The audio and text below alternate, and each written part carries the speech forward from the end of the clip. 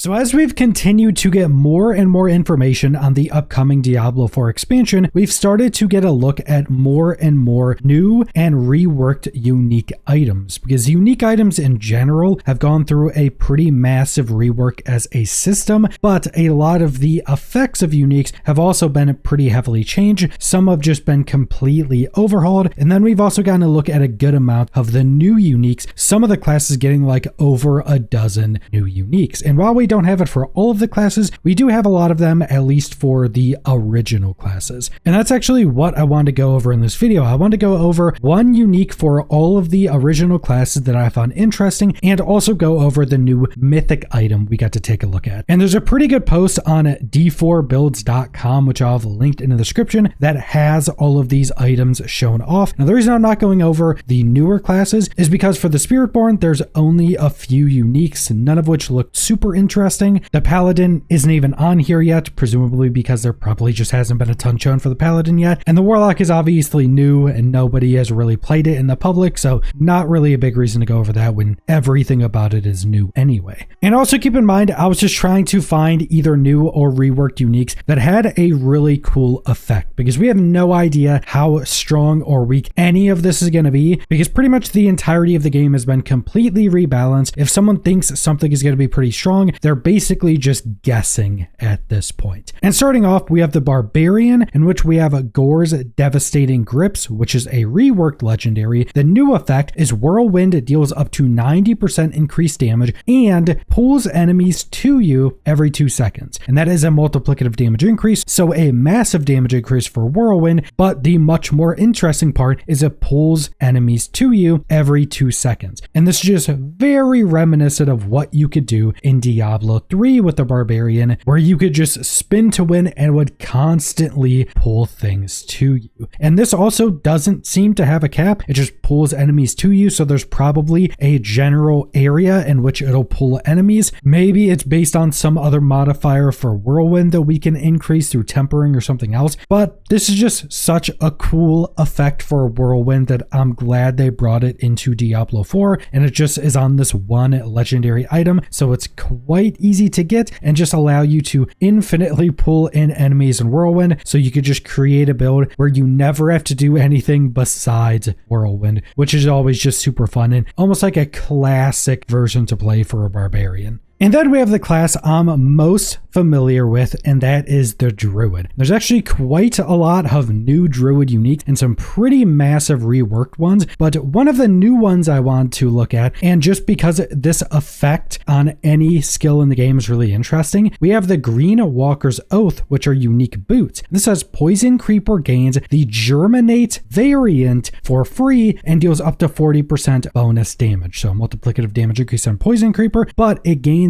a variant for free. Now, variants are obviously the most important part of your skill upgrading and selection in your skill tree, and any variant is going to be a massive bonus to that skill. And I haven't seen anywhere that has shown the variants for Poison Creeper specifically, but again, the variant for pretty much any skill in the game is going to be very, very strong. So more than likely, any unique that allows you to get additional variants are going to be incredibly strong. This is also on boots, which is a slot that usually isn't incredibly strong for just like pure damage or power increase. And having this much power in a pair of boots is very strong. And it does also seem like there are going to be some very strong companion Druid builds, and this is definitely something you might be able to fit in. So your Poison Creeper will then just have 2 variants and do some pretty big damage increase. And then we have the Necromancer, and if you've been keeping up with any of the reveals for this expansion, one thing specific for the Necromancer is that they could summon a lot of stuff now, and these new unique gloves definitely helps that. These are called Deathgrip, and your maximum number of skeletal warriors is increased by 6, and skeleton warriors cleave with their attacks and deal up to 40% increased damage. Commanding them onto a target increases the damage that target takes from your skeleton warriors by another up to 40%. So at a baseline, you can now have 6 more skeletal warriors, which is massive and just incredibly cool. That's always something I've really liked anytime I play a summoner build in pretty much any game that has them. How many permanent summons you can have out at a time, and just getting all of those and just having a swarm of whatever summons you have. And it seems that Necromancer are going to be able to do a lot more of that. And then there's actually a lot to this unique, because past just having 6 more, their attacks now cleave, and that's just at a baseline. This isn't like it cleaves a certain amount of damage to other enemies. It's just their attacks now cleave. So it's now just AoE damage, or more specifically cleave damage, but it'd generally be AoE damage. Then they just deal increased damage, and now you can also command them to attack something to further increase their damage by another multiplicative scalar. So this has 2 multiplicative scalars. It turns skeletal warriors into having AoE, and it gives you 6 more of them. So these gloves are pretty crazy, and these are going to be a requirement for any like pure summoner build that you just want to have out as many things as you possibly can. And that brings us to the rogue. Now this one's going to be a little bit different, because this unique plays into one of the big changes for one of their skills that was shown off in the developer live stream. So now Rogue's Dance of Knife skill is a core skill. It costs resource to channel, but then they also showed off one of the upgrades to the skill called a Grenade Jumper. So Dance of Knives now drops grenades instead of knives, dealing some amount of damage. And Dance of Knives is also a grenade skill. That brings us to the unique called Saboteur's Signet, which is a reworked unique, and your grenades gain 50% increased size and deal up to 90% increased damage, another multiplicative scalar, and enemies damaged by grenades become either vulnerable or weakened for 4 seconds. So this unique is just a massive power increase that plays back into a really cool skill rework and upgrade. There might be more ways to scale grenades size, so you could potentially just have absurdly massive grenades that hit everything. This deals massively increased damage, makes enemies vulnerable or weakened, which you'll probably be able to apply both very quickly with the Dance of the Knives upgrade that just throws out grenades constantly. This is a really cool combination, and I think Dance of Knives is just one of the best and most enjoyable skills to use on a rogue anyway, so this is just a really cool upgrade and kind of rework to that skill.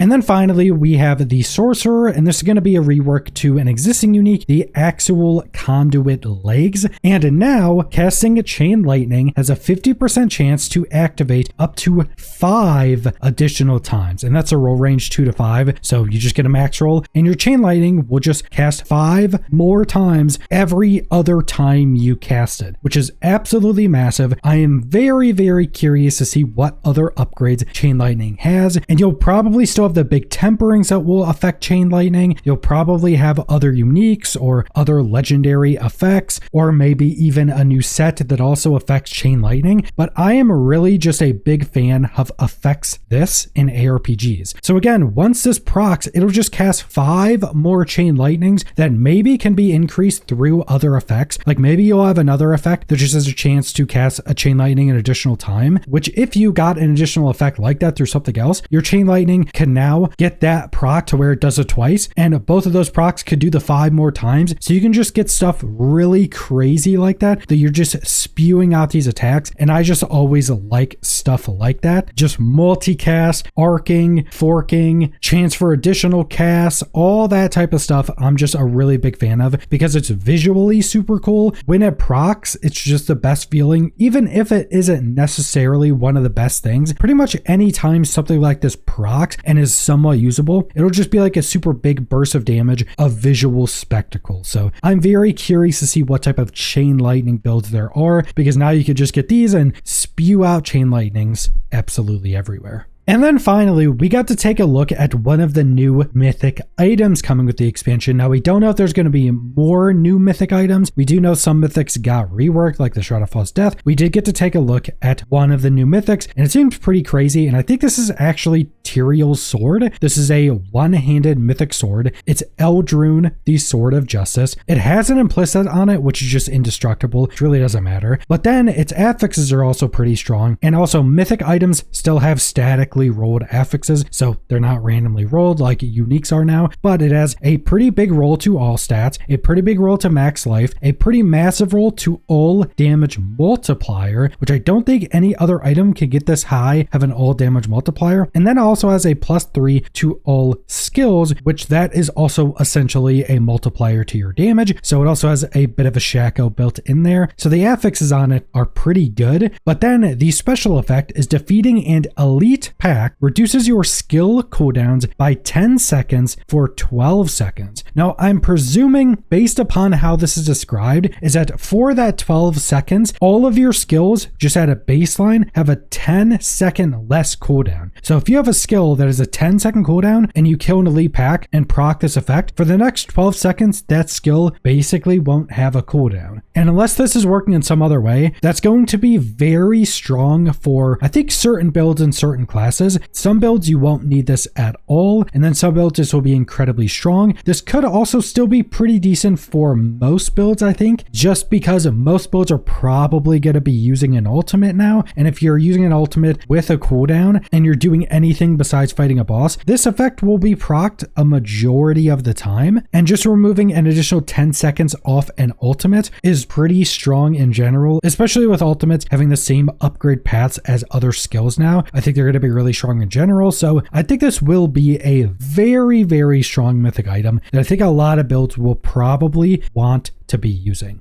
So that's pretty much all the uniques I wanted to go over in this video, just to give you a bit of a glimpse at some of the new uniques, some of the reworked uniques, and take a look at that new mythic item, because there are so many changes coming with this expansion. Even if you don't look at any of the new stuff coming with the expansion, just the reworks to uniques are absolutely massive for the game and different build creation. There's going to be so many different things you can do, so many crazy new effects, so many reworked effects, and also keep in mind, you can turn any unique in the game into a unique charm and use, I think, up to 2 unique charms in your talisman, depending on what seal you're using. So there's going to be absurd combinations with some of these new uniques, some of the reworked ones, and just being able to have more uniques than you've pretty much ever been able to previously. But that's all I want to go over, so thanks for watching.